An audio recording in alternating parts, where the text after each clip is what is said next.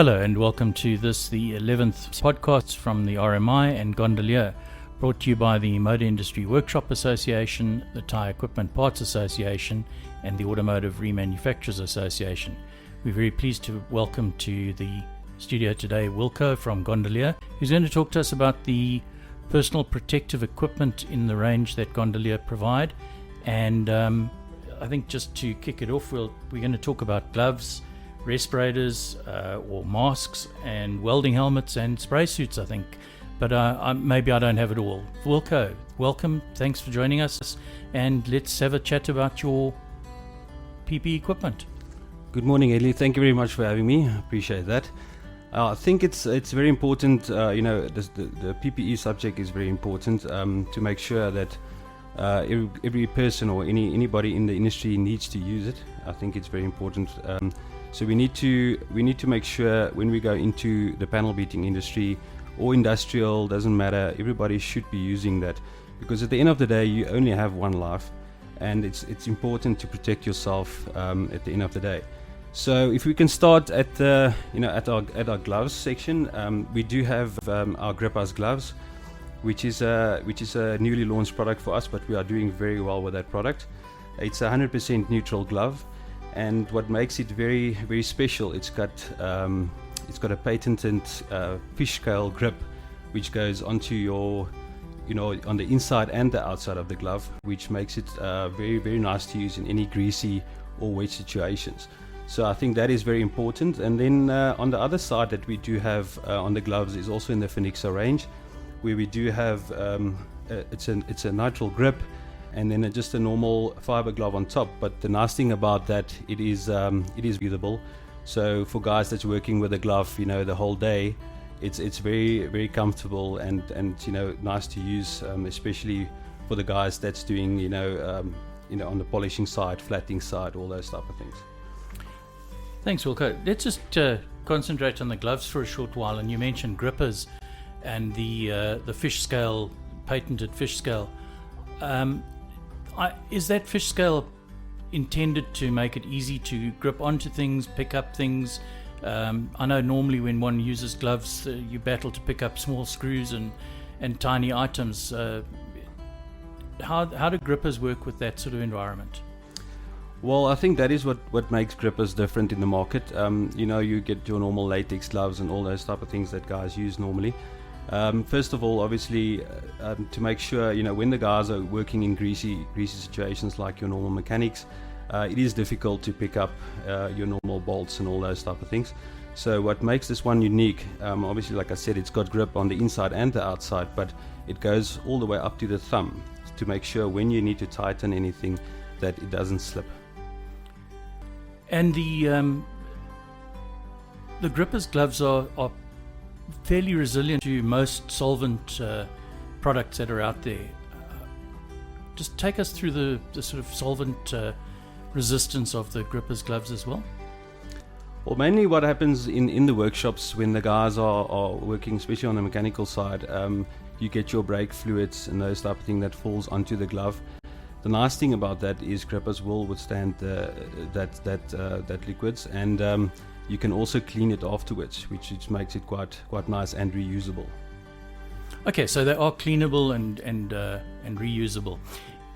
Just a question, the other interesting thing that often comes up is, can you use your cell phone when you're wearing Grippaz gloves? Yes, definitely. So it is touchscreen. You can use it on any tablets or cell phones, when they need to go into PDF files and check data sheets and those type of things. So you can use it on any touchscreen, which is nice. That allows that interactive information sharing within the workplace to take place without the need to remove gloves and put gloves on and off all the time. Grippaz gloves are solvent resistant, they touchscreen friendly if we could, and washable, reusable, and also with a patented fish scale design, they easy to use to pick up small items that are difficult when using gloves.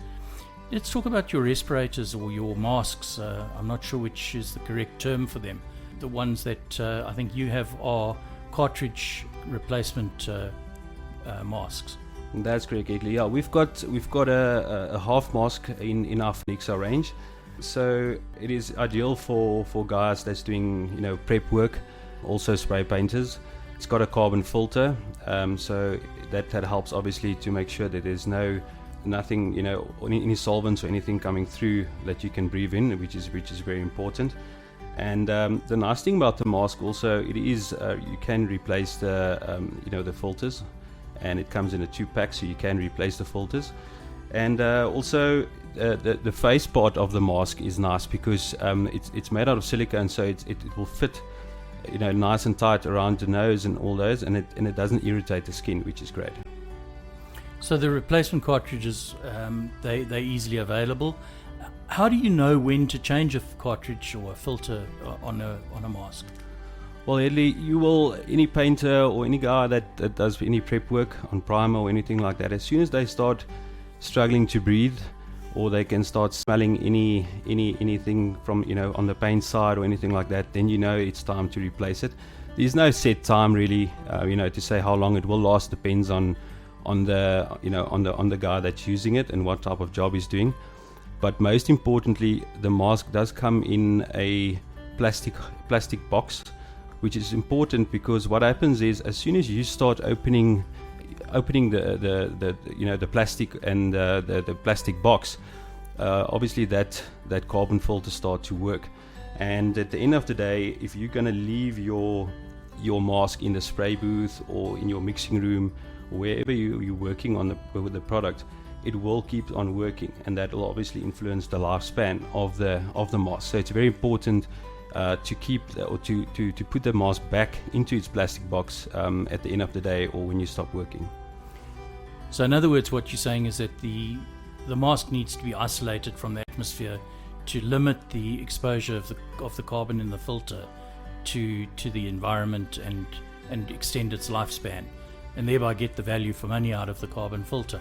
So just to recap on these, if you are in an environment with solvents and you start smelling the solvent come through, your cartridge needs to be replaced at that point in time. If you're working in a high dust environment, whether you're working with wood or you're working with gel coat that you're sanding, for instance, when you can no longer breathe, then you know that your cartridge is kind of clogged and you need to replace it.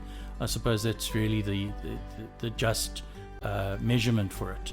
That is fair to say, yeah, because the problem with our market at the moment, the guys are trying to obviously, they want to try and get the most out of the product as possible, but at the end of the day, you need to focus on your health. And as soon as you get one of those symptoms, or you can smell one of those solvents, then it's better to replace it immediately, just to make sure that you don't have any problems going forward. The spray suits that you mentioned, these are full suits that not only protect clothing, but they protect the skin as well. Is that correct? That's correct, yeah. They're made of polyester, which is great and light. They're also nice and breathable. And at the end of the day, what you can do with these ones, it is a reusable suit, so you can wash it, which is great. It's not your normal throwaway spray suits. So yeah, it is ideal for any spray painter or any prep guy that's out there. When you say they're rewashable or and reusable, how many washes would you get out of a spray suit typically? It depends on what the guy is doing. I have seen shops that's running roughly between 3 to 4 months on one spray suit, but it also depends on what type of job the guy is doing and what spillage happens on the suit. But roughly that is what the guys are doing. They're changing it between 3 to 6 months. Okay, so let's just recap where we are at the moment. In Grippaz Gloves, respirators or masks as you call them, and the suits, what are the sizes in those ranges? I know that not everybody has the same size hand, and how would you measure your hand to determine what size glove you would need other than trial and error? Well, on the Grippaz Gloves, we've got sizes from a medium all the way to a triple XL, so it depends on what the guys would prefer. But we've got the heat molding inside the glove that actually helps to fit it properly as soon as you put it on, and it gives you a nice tight fitment. So yeah, that is a big plus point on that side as well. And in the suit sizing, what sizes do the suits come in? They also start from a medium all the way to a triple XL. The masks, they are all one size fits all, is that correct? That's correct, yeah. So you've got nice elastic bands at the back which you can adjust, and it's a one size fits all, and like I said, it's a very comfortable mask to wear, and there's no skin irritation or anything like that. I think from our perspective, that's a great summary of where your allegiances lie in terms of personal protective equipment, and the fact that you guys are committed to protection of the person as such. There are other areas of protection and PPE that we as the RMI would certainly be looking at advocating into the marketplace, such as in certain instances ear protection, eye protection and so on, but those don't fall within your range. So whilst we've spoken about PPE, it's not the definitive range of PPE, but it is the Gondolier range of PPE, specifically I suppose intended for the panel beating, spray painting environment, solvent inhaling environment, perhaps whether that's even mom doing the oven cleaning with a high power oven cleaner could use a mask as well. Wilco, thank you very much. I think it's been an interesting session, just having a chat about PPE and how it works and what we can do to make it work better for us. Thank you very much, Wilco. It's been great having you with us. Thank you, Edley. It was enjoy your day. Cheers.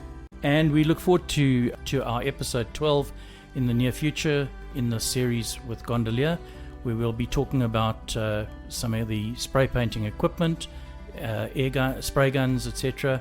And we look forward to welcoming Wilco back again in the near future. Have a great day and stay safe.